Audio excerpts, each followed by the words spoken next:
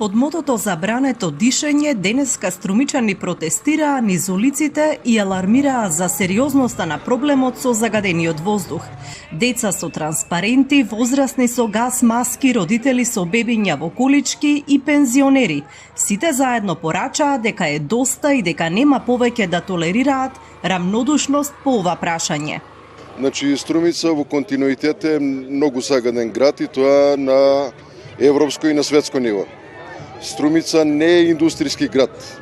Нема тешка индустрија и не можеме да кажеме дека има такви причинители за да има таква загаденост. Мора нешто да се случи за да почнеме да реагираме и ние на граѓаните да кажеме нешто вака не може. Да, тешко се зборува од маската, ама тешко се зборува и кога воздухот навечер не се диша и не е чист. А мотивот, нормално, нашето здравје и нашите деца пред се. Организаторите на протестот Екодвижењето Здрава Котлина испорачаа и барања до надлежните институции. Како по најкраток и наитен пат да се пристапи кон решавање на загадувањето?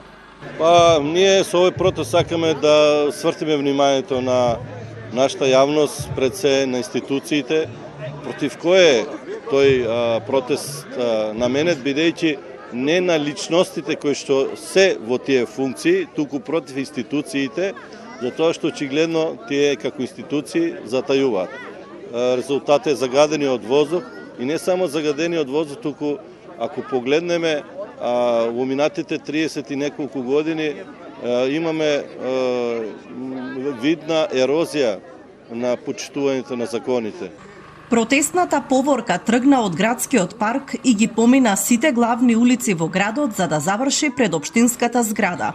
На протестот се приклучија и политичките партии, сите поддржувајќи, никој не посочувајќи каде се надлежностите и од каде треба да почне справувањето со загадениот воздух.